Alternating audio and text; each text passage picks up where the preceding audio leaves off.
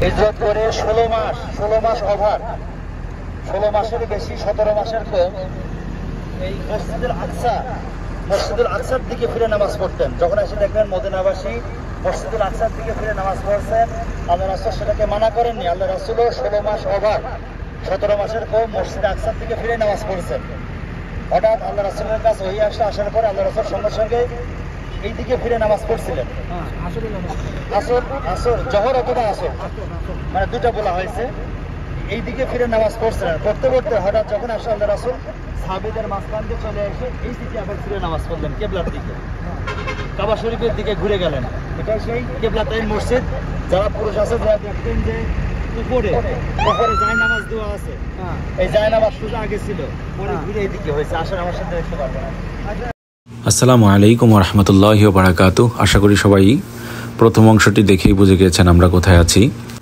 এই মসজিদটি মদিনা শহরের পশ্চিম প্রান্তে খালেদ বিন ওয়ালিদ সড়কের অবস্থিত। এই মসজিদটি কেবলাতাইন মসজিদ বলা হয়। কেবলাতাইন মসজিদ অর্থ হচ্ছে দুই কেবলার মসজিদ। এটার প্রথমে যে মসজিদটির কেবলা ছিল ওইটা ছিল মসজিদুল আকসার দিকে।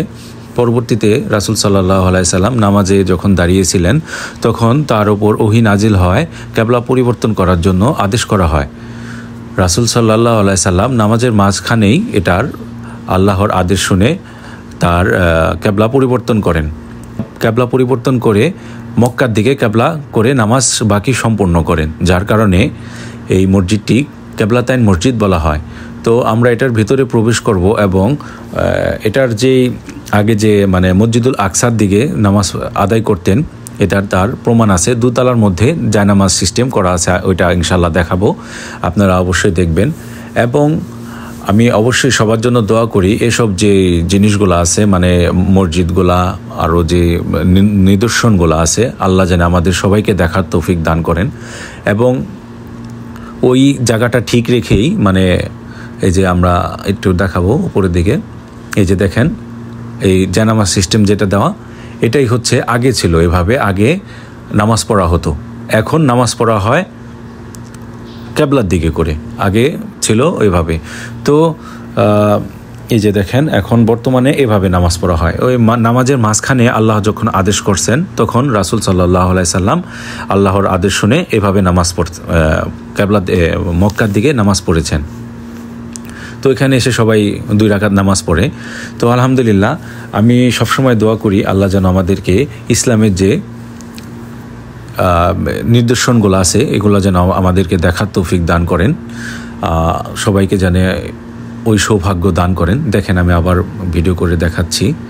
আর এটা হচ্ছে বনু সালামা হওয়ার সুবাদে এই মসজিদটির আগে নাম ছিল বনু সালামা, পরবর্তীতে 2 কেবলা মসজিদ হওয়ার কারণে এটাকে বলা হয় কেবলাতাইন মসজিদ। তো আলহামদুলিল্লাহ, তো আল্লাহ যেন আমাদেরকে ইসলামের দিন পালন করা তৌফিক দান করেন এবং সবাই সবার জন্য সবসময় দোয়া করবেন যেন আল্লাহ সবাইকে সবসময় সুস্থ রাখেন, সবার নেক হায়াত দান করেন, নেক আশা কবুল করেন। তো এরকমই আরও যে নিদর্শনগুলো আছে ইনশাআল্লাহ আল্লাহ যেন আমাকেও দেখার তৌফিক দান করেন এবং আমি যেন আপনাদেরকেও আপনাদের মাঝে উপস্থাপন করতে পারি এবং আপনারা যেন সচক্ষে এসে দেখতে পারেন, সেই তৌফিক আল্লাহ দান করেন। সবাই সাবস্ক্রাইব করবেন, পাশে থাকবেন এবং ভিডিওটি শেয়ার করে দেবেন। আল্লাহর অনেক নিদর্শন আছে, এগুলা দেখে আমাদের ঈমান যেন আরও মজবুত হয়, ওই দোয়াই রইল। সবাই ভালো থাকবেন। আসসালামু আলাইকুম ওয়া রাহমাতুল্লাহি ওয়া বারাকাতুহু।